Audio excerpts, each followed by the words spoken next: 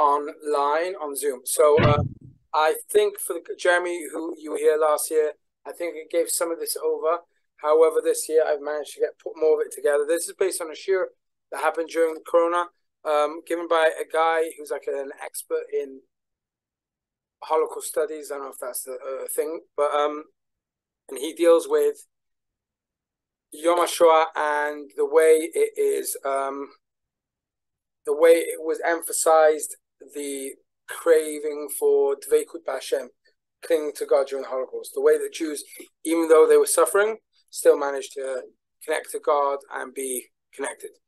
Okay, so we're gonna go through a few like crazy, not a few, quite a lot, crazy cases of people who, even though they were going through the Holocaust, did amazing things and showed amazing sacrifice. And it wasn't just the Jews went to the slaughter, right? A lot of secular Jews criticized the Jews for going to the slaughter. That's why, I should have said this, that's why Yom HaShoah is today. What's unique about this date? This is the date where the Warsaw Ghetto Uprising began.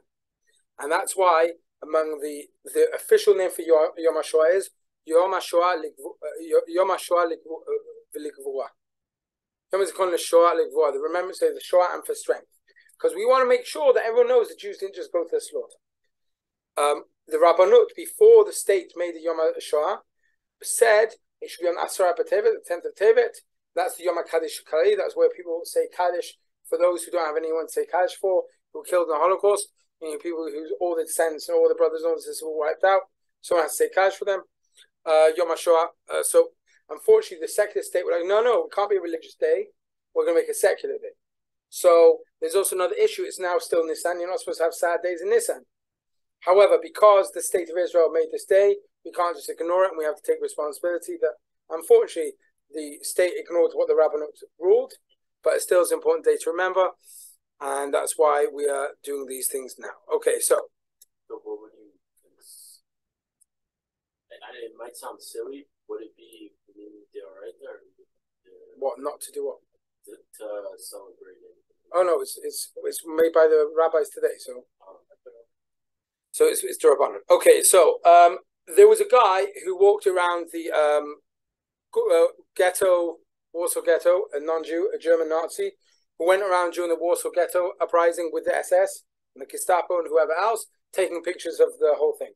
So the reason why we know what went on in the ghetto, Warsaw Ghetto uprising, a lot of it is because they had some stupid Nazi walking around taking pictures. Okay, so it's called the Stroop collection. So this guy called what's his name? Jürgen Stroop.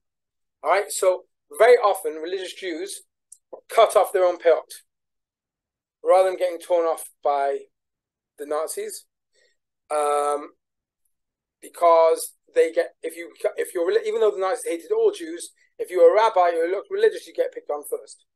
Okay, so a lot of them would take off their peyot. There's actually a crazy story. Shem Olam is the religious like sister organization of Yad Vashem. Is independent, but it's called Shem Olam, and they got donated books from the Holocaust, from some Holocaust, or they found in some basement in Poland. It was found that it was sort of murdered in the Holocaust, and they opened up the books and they were cataloging them. And the head of the organization was in his own office, and the secretary was going through the books, cataloging them, checking if there was anything written inside which had have meaning. And suddenly she lets out a scream, and he runs down, and he looks at what she's looking at, and she just opened up a book which had peyot in. It was a guy who cut off his own peyot and put them inside the book rather than get picked on.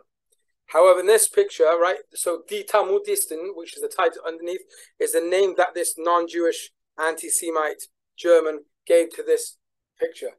Die Talmudisten, the Talmudic people, right? So these are Belz Hasidim, who after 2 years of being in hiding, they never cut off their peyot. Suddenly the Warsaw Ghetto is cleared out. They go into even further hiding, and eventually they get cleared out. And that's them who were not willing to cut off their peyot and their beards, not to give up on the religion in any way. Obviously, Pekuach Nefesh means you can. But the point is, they weren't willing to do that, right? And they weren't willing to standing up to it, right? It's not just going to your death, fighting. It's also spiritually fighting, okay? Now, there is the most famous Holocaust museum is the Yad Vashem, right? There's also in Washington D.C. the Holocaust Memorial, whatever it's called, museum. Yeah. However, there's another museum actually in our area in the Galil, not far from us, called Lochmei Getot, the Ghetto Fighter Museum, and it's all about violent uprising against the Nazis because they were survivors from the uprisings, and they only want to talk about the physical side. So, if you look at the picture on the left, this is also from that non-Jews Stroops collection. These are people who are surrendering in the middle of meaning they've run out of bullets, they're done, and they're surrendering to the Germans after fighting them. If you look at the guy on the left with the arrows pointing, what's coming out of his shirt? Tzitzit. Yafé mod. If you look on the picture on the right, which is the same picture, notice there's red things on top.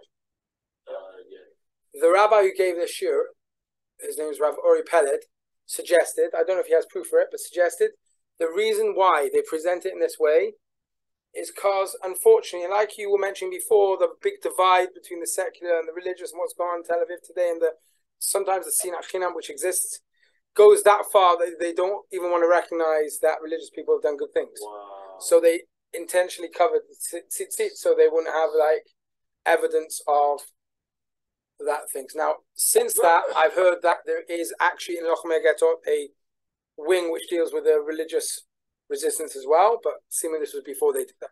Okay.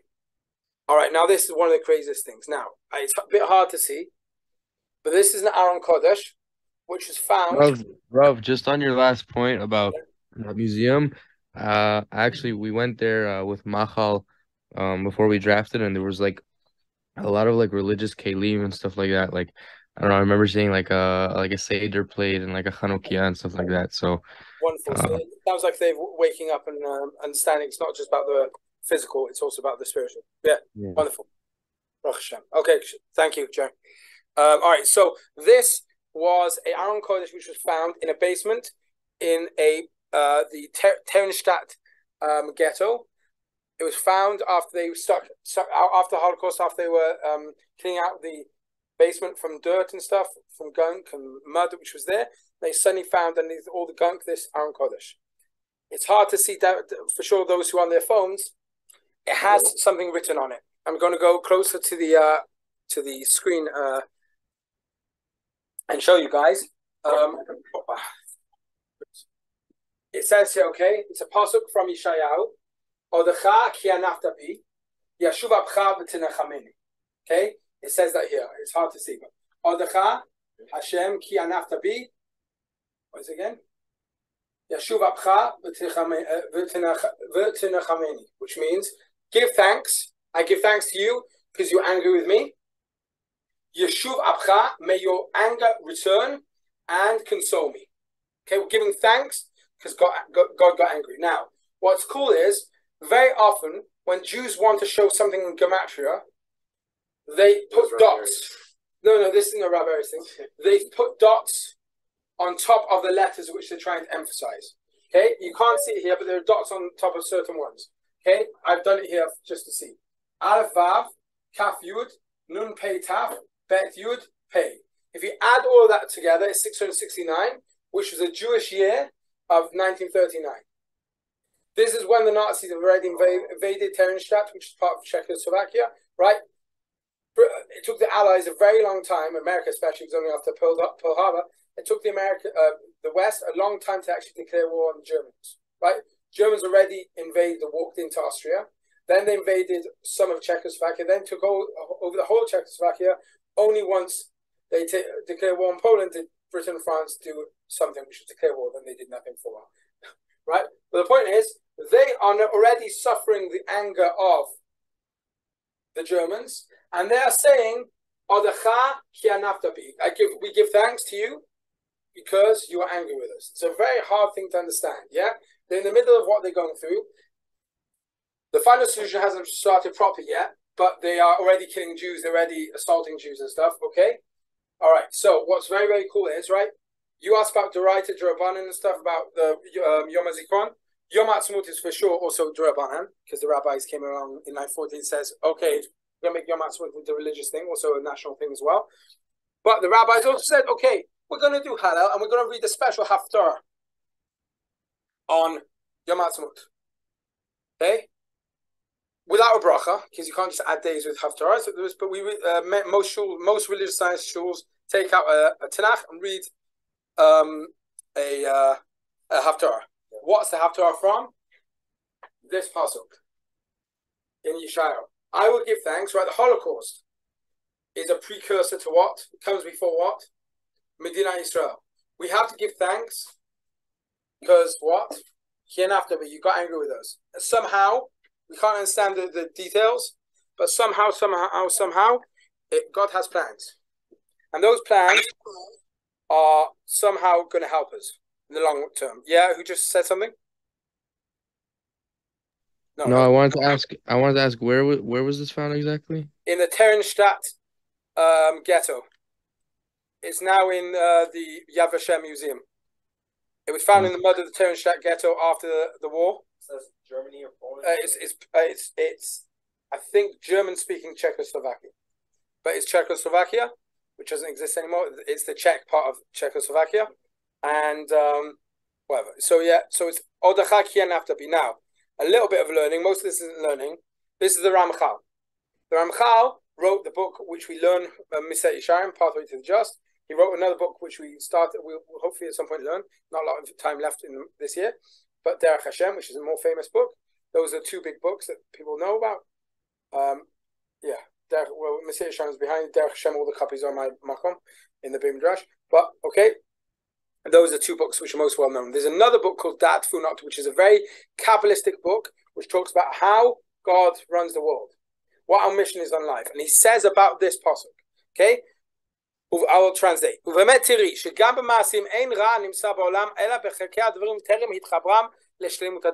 Evil only exists because you don't understand how it connects with everything else. The most famous mashal for this is, you look through a keyhole, you see a guy stabbing someone. Like he's a murderer, you burst in, what do you see? The guy's actually operating on him. He's a doctor, and he's actually saving his life. Okay? Yeah. The only reason things seem evil is because we don't see the big picture. And eventually when Mashiach comes, we're going to say, even about bad things, when bad things happen today, what do we say? Bruch dein emet. In future times, when everything becomes clear, we're even going to say Tov Amitiv, which is a bracha you're supposed to say when good things happen, even when someone dies, because we're going to understand it's part of God's thing. It's fine for us to not understand that today. Well, wait, you said that's so bad. In future time, today we say Baruch Dayan Emet when someone dies, right? Yeah. In future times, Mashiach, when someone accidentally dies, according to Rambam, we talk about people will still die during Mashiach's times, right? Yeah. Right? We're going to say what? Baruch Atah Hashem Elokeinu Melech Tov V'Ametiv, the good and the one who does good. We're not going to say Dayan Emet anymore, because we're going to understand it's part of a bigger picture. Okay? So we're in the second line. Nothing is complete which is bad. Meaning God is complete, so they can't be bad. Everything God does is good. Every single thing he does is good. Things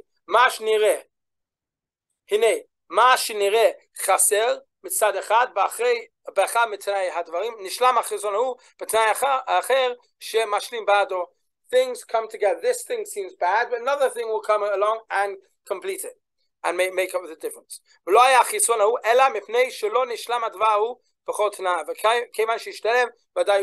Once it becomes complete, we can understand. Right? You're going through something terrible. It's okay to not understand it. Eventually, you get to understand how it's all part of God's plan.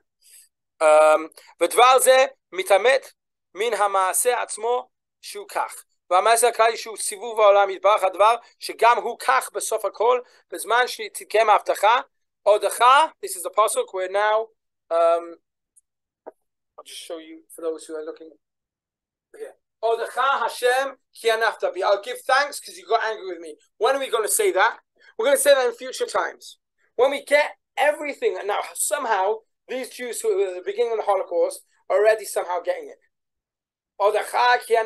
Give thanks, right? Gamzu Latova, right? Gamzu Latova, right? Somehow Gamzu, Ish Gamzu was always understand how things were good even though they were bad.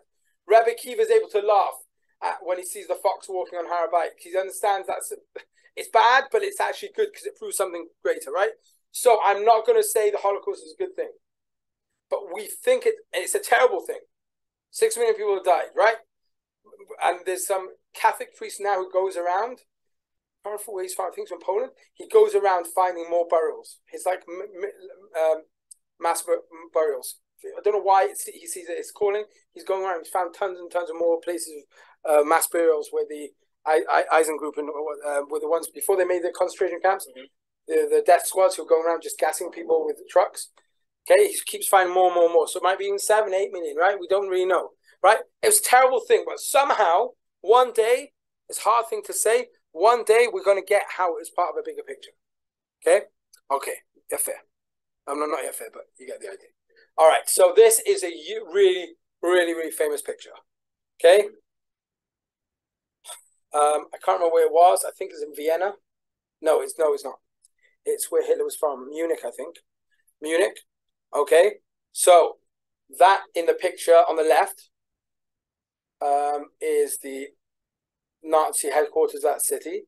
Jews live opposite it, and they putting their Chanukiah in the window. Okay, and then they took a picture of it and wrote Chanukah 5692, 1939. I'm not going to try and read the German. I do not speak German. However, they translated it into Hebrew. Yehudi hitpagri, kach omer hadegel. Jew die, become a carcass. That is what their flag says, the Nazi flag. Yehuda chai, kach omer hamanoah. However, the menorah says Jews live. Okay, these people survived the Holocaust. They donated the Chanukiah to Yad Vashem, and the descendants come and take it every year to light it on Chanukah, and they give it back every year after Chanukah. Okay, that's true testimony. We're here, the Nazis are. Right? That's true testimony. The Jews didn't lose faith. Okay. Now, aside from that, there were some crazy rabbis who, against all odds, were able to not eat one treif thing during the whole Holocaust. They rather keep kosher than eat treif. However, there are other stories of rabbis and Jews who realized they couldn't do that and actually chose to eat or were forced to eat treif or chametz. This is the thing about chametz. And would make a tefillah before doing so. This is the tefillah which was written during the Holocaust by people to say before eating chametz on Pesach. Okay, so we'll just read it. Lifnei achila on the right. Okay, the one on the left is the original. The one on the right is something so I can read and it's clearer. Okay, Lifnei achilat chametz yomah b'chavanat halev. Before eating chametz, he should say with great intention of the heart. Avinu shebashamayim, our Father in heaven. Hinei galui ve'edu lefnecha. It is revealed before you, known before you, that we really want to do what you want us to do. And to celebrate the Chag of Matzah with eating Matzah. And guarding the mitzvah of Chametz, not eating Chametz.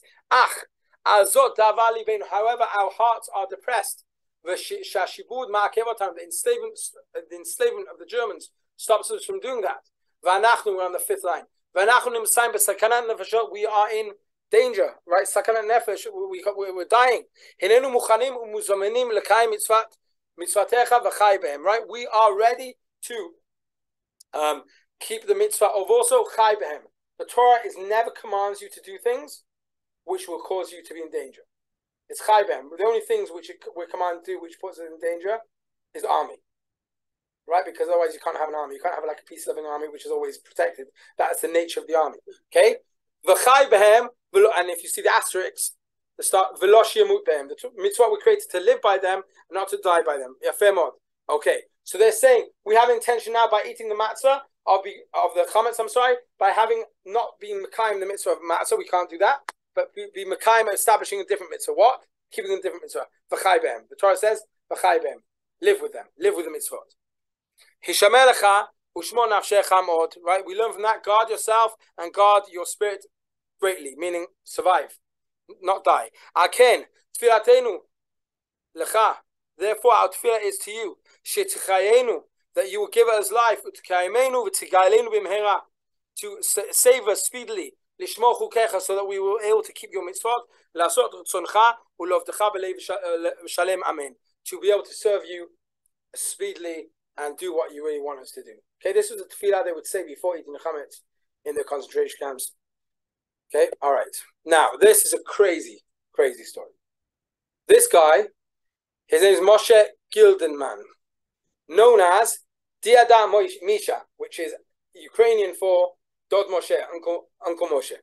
Okay, he was a partisan who was eventually joined the Soviet partisans. Now, when I was in high school, I went to a public school, right, with so non-Jews. They asked, we were in the middle of learning about the Holocaust, and one of them turned to the teacher and said, "How come the Jews never resisted?" So she didn't have an answer, neither did I, to be honest. However, like Jeremy mentioned, and I mentioned, there's a whole museum dedicated to the Jewish resistance. It is true the vast majority went to the deaths without fighting it physically at all. However, there were many that did.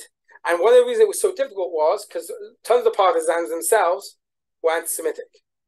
So they get out of the camps, they escape camps and be killed by the anti-Semitic Russian, Ukrainian partisans anyway. So, however, he led a unit. There was an action in his ghetto. He managed to escape it. They went to the shul. Nissim, yeah, go ahead.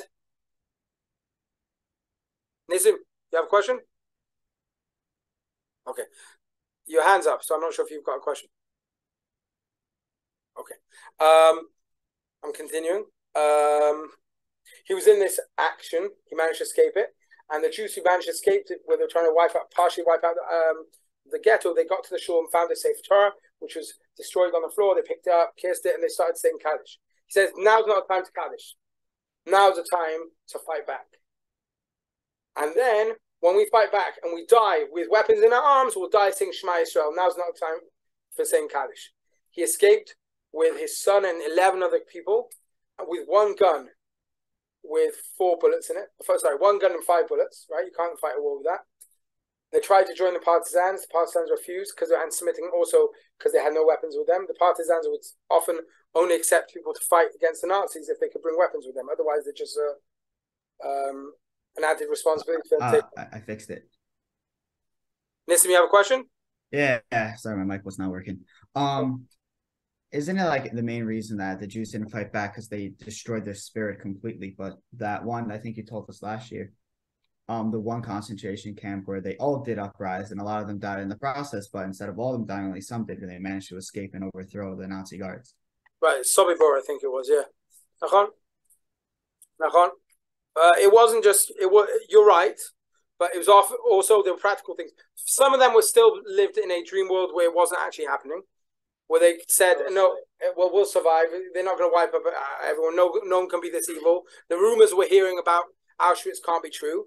And then when they got to Auschwitz, it was too late. Right, upper class people for sure, right? Anyway, so he managed to escape, but he only had 1 bullet. So they managed to kill some Ukrainian policemen, steal their guns. And then they went from police stations, small police stations, arming themselves. They heard about, and they let any Jew join them, no matter if they had guns or not. And they heard about a non-Jew who, non-Jewish leader of a town who turned in a Jew. They went into this town, small village, and they hung him up. They hung him and left a note on him saying, this is what happens when you attack Jews. And everyone was in fear of, okay? This is like an important thing. Now, this guy was religious, okay, like the Shema Yisrael story. And the thing on the right is his hesped, eulogy, for the partisans. Whenever a partisan would be killed, he'd say this speech, okay? Now, because of the tears, you can see there's tears. There were dots in this because they can't make out everything he said. He eventually made Aliyah. I don't know why. Maybe they didn't have this straight away before he died to ask him what he said, but you can make out some of it, okay? Okay, the thing on the left. Yedin nefshi tzuri v'gali aluf. Shomer v'tzili chaim v'kochi v'ozi miskavi ma'on mishan huli. God is a support for me. Ahavatcha v'yiratcha tikba b'libeinu lishmo ta'otecha mitzvotecha. May your heart and your fear be established in our hearts so we can keep the mitzvah properly. With our kids and our elders, so we can serve you with a true heart. This is a partisan. He's attacking Nazis, and this is how he's speaking. Okay? Light up your face towards us, and then we will be saved. Save us so we can serve you truly with wisdom and knowledge. With happiness, with all good and with holiness and purity. Let me understand your mitzvot, and I will talk about your wonders. Have great mercy upon us. You're the first and you're the last. No one really has a koach aside from you. Okay, so he goes on and on and on about eventually getting us back to the land of Israel and redeeming us and saving us. This would be part of his eulogy that he'd say over everyone, over every part of Jewish Palestine who was killed. Okay. That's more of the story about him. Now, this is an incredible thing. This happened across villages across all of Europe. I don't know if you can see what's going on. This guy on the right has his tefillin on, and they've been ripped open, if you can see. Right, Tefillah Rosh is 4 sections. They just ripped it open, right? You can see it's coming apart here. He's ripping it open? No, the Germans ripped it apart. Okay? Many great rabbis who put on the tefillin and the talit and die, they knew they're about to get shot. They put on the tefillin and talit to be sanctified God's name, wearing the tefillin and talit. Okay? And that is a medic on the left, a Madam medic who went to the same exact place and said Kaddish there. You can see the buildings behind him are exactly the same. It's the same place. Okay? Why is he there? Rabbi. Yeah. There's also a photo. I'm not sure if it's the same person in this photo, like the same Jew that survived the Holocaust and then also made Aliyah, but there's a photo of an old man. It looks like he's a Holocaust survivor putting on tefillin, and then behind him is like a whole like chulia of like, I don't know, Yalom Nikim or something like that. They're all like, in full like gear and everything. Oh no, that's I saw that picture. Yeah, I think it's Magav. Magav has started adopting Holocaust survivors. Yeah, so whatever. It's basically like instead of Nazi soldiers, it's Israeli soldiers. It's really cool. It's amazing. It was your mom. It was your mom. Yeah. Okay. Now, Rabbi Nachman famously said, I don't know if you know Rabbi Nachman said this, but it's a famous song. That's on the box on the right. Abba shebashmaim omer lanu, anochi astir panai b'yom hahu. God in heaven says, I will hide my face away from you on that day. So God hides himself away sometimes. Aval Rabbi Nachman omer, but Rabbi Nachman says, okay, you got God and you got Rabbi Nachman. Okay, but Rabbi Nachman says, Vafilu ba'astara shebetoch ha'astara. You know the song, right? Even with lots of people sing this, and unfortunately, like terrorist funerals, right? Okay, Vafilu ba'astara shebetoch ha'astara. Even the hidden of the hidden away. Bevadai gam sham nimsa Hashem yibach. Even the most hidden away times, God's still there. Gam machorei advarim hakashim va'ovim alecha ani omed. Even behind the big things, havrim alecha, which are passing upon you, the great difficulties, ani omed. I'm still there. Okay, we don't always see him, or we almost never see him when terrible things happen, but eventually we will. Okay, now this is a crazy thing. Maybe I'll change the order. Okay. I'll go and show you this first, okay? This was a Siddur found in Treblinka, which was later tested to find out what the ink was for the writing on the side. Is not ink, it's blood. This guy who signed it used his own blood to sign what he wrote. And it sounds a lot more amazing in Yiddish, but I don't speak Yiddish, I'll just read it and translate it in Hebrew. Avinu, aseh nekoma, right? Making the comma, avenge. Avu Yeldati, for my daughter Haktana Sarah Leah, which is what he's written in the Magen David, Sarah Leah. Hashem Yikom Dama, if you see at the top left, where I have the arrow in the picture. Sarah Leah, Hashem Yikom Dama. May you do a nekama. I'm saying in Ashkenazi because it sounds nekama, right? It sounds a lot more strong. Anyway, nekama Avu Yeldati Haktanam, for my young daughter Sarah Leah. Vavu Ishti Hayikaram, for my dear sweet wife. Shindel, Hashem Yikom Dam, may God avenge your blood. Abba Nekoma. Okay? Father, avenge. Okay. So, 1 second. I'll tell you the story about this. Okay. So, a Siddur which made it through Treblinka was found, and on it they found a note written in blood from a guy called Moshe Kaminka, and it was signed that he's in Treblinka. And on the other side, you find Tata Nikoma, and he's calling God to avenge the Holocaust for the destruction of his wife and his daughter. And like I said, it was written through blood. Now, the guy from Machon Shem Olam, which is like Yad Vashem, another organization who deals with Holocaust memorial stuff, Rabbi Avram Krieger says he understands a very deep message from this.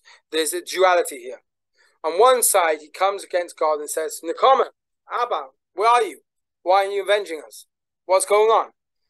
However, the other side is his recognition, the only one who can change the situation isn't the British, the Russians, and the Americans. If they bomb the tracks or bomb the crematorium or bomb the gas chambers, the only one who can actually stop this hell is Hashem. Abba Nakama, okay?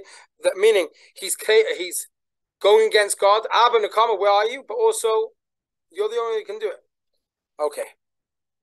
Now, the Ani Ma'amin story is an incredible story. Ani Ma'amin, right? That Ani Ma'amin was, the story goes, written in the Warsaw Ghetto and sung for the first time on the train.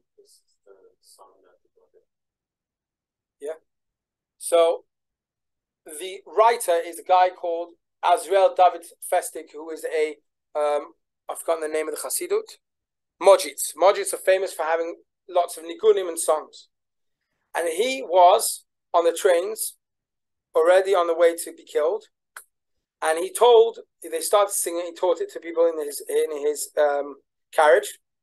And he said, anyone can get this song to the Rebbe, I'll give half my olam haba to you.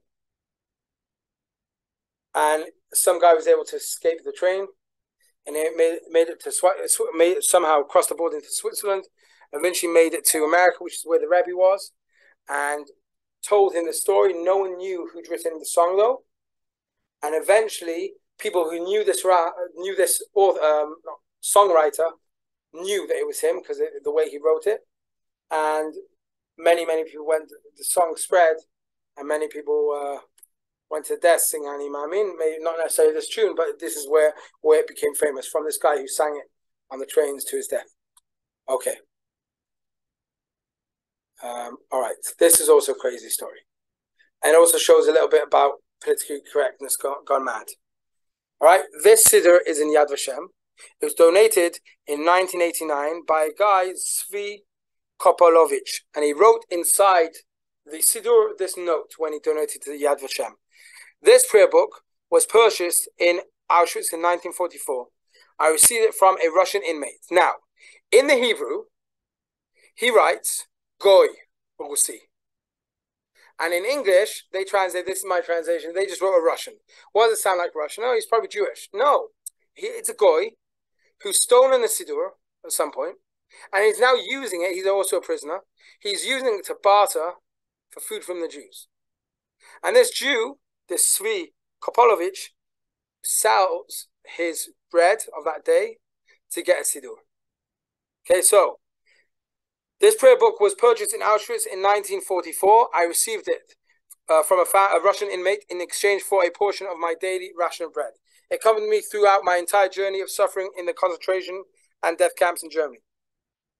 I donate today this unique prayer book to Yad Vashem in Jerusalem as a memorial for future generations and in memory of my parents David Amalka Kopolovich, my wife's parents Shlomo and Zava Weiss, my brothers and sisters, and all my relatives who were murdered in the Holocaust. Hashem become Dama. May God avenge their blood. Okay?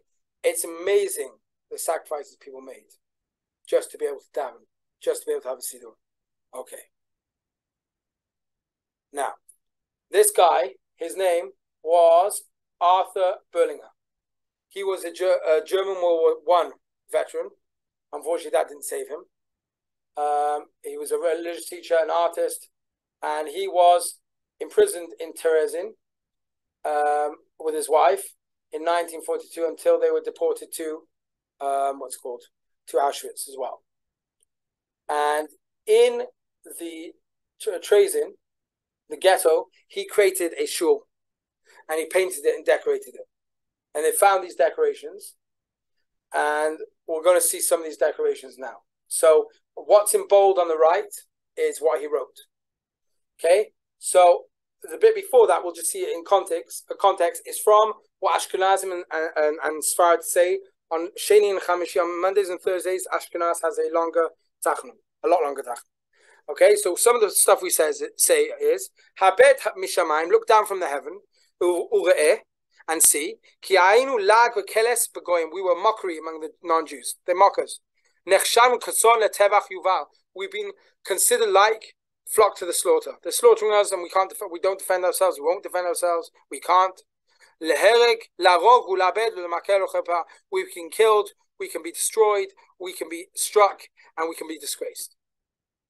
And then he adds, so the what he started writing on the wall is this: Uvechol zot, and even so, Shimcha lo shachachnu, we don't forget your name.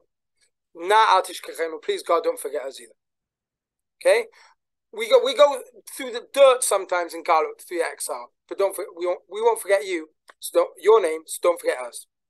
According to the tradition, this is a very cool thing. This tefillah was said by Chizkiyahu, the king, when Sancheriv has already destroyed the northern kingdom, 10 tribes. He's about to destroy Jerusalem as well. He's advancing on Yerushalayim, and Chizkiyahu says this tefillah. And Sancheriv an angel comes down, wipes him out that night. Okay?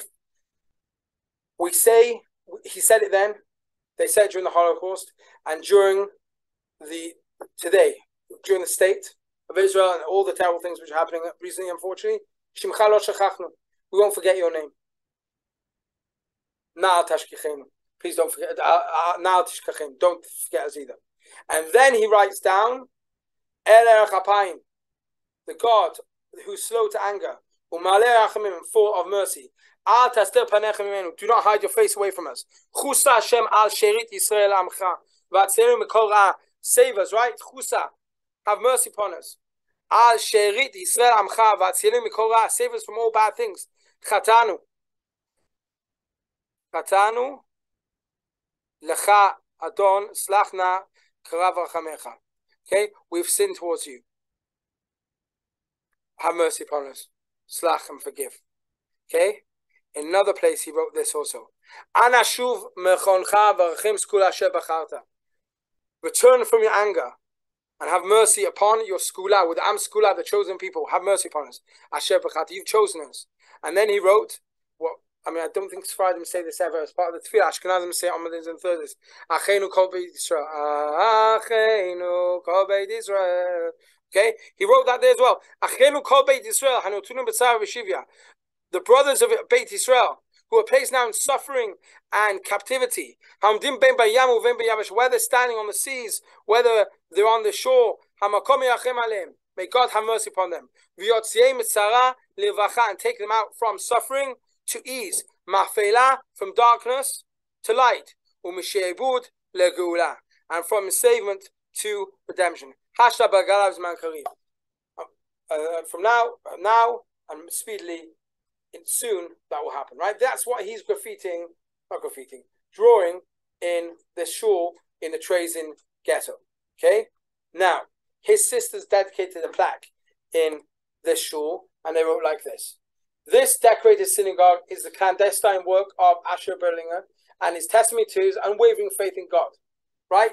He is writing, Shimcha lo shachachnu, na tishkachenu. We haven't forgotten your name. Please don't forget us either. I mean, he has faith. It may not happen to him, but he's not going to shy away. He's going to write these things down, have as much faith as he can. And his testimony to his unwavering faith in God. Born in Würzburg, yeah, is that what it says? Germany, 30th of December 1989. Sent to his death in Auschwitz, 1944, where his wife, Berta, also perished in 1944. Hashem Yinkom Dama. Right? We need to understand at the end of the day how important it is, this whole idea. Okay? And we're finishing with that.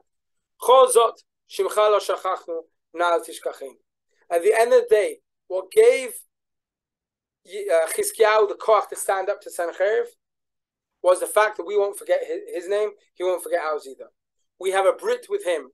And all these stories, all these examples of guys, that book, which was bought for bread, or sold, he bought the book and gave away his bread so he could get that Sidur. The guys who on their death sing Ani Ma'amin. The story of the blood-signed Sidur, right, of Tata Nikama.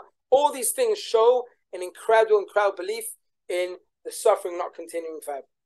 And we have to have that belief as well. We are going through hard times now, whether it be on a national level, the Sinat Chinam within our nation, or whether it be attacks from the outside as well. We need to remember, even though we're going through all these terrible things, Shimcha lo shachachnu, and if we keep on believing that, then all will be good. God won't forget us either. God's not going to forget us either anyway, because we have a covenant with Him. God's promised us. But we need to be the ones who are activating that covenant, meaning making sure that we are the ones who are really deserving of that promise. That's it. Guys, thank you for joining me, those who are online. Who was it? Jeremy,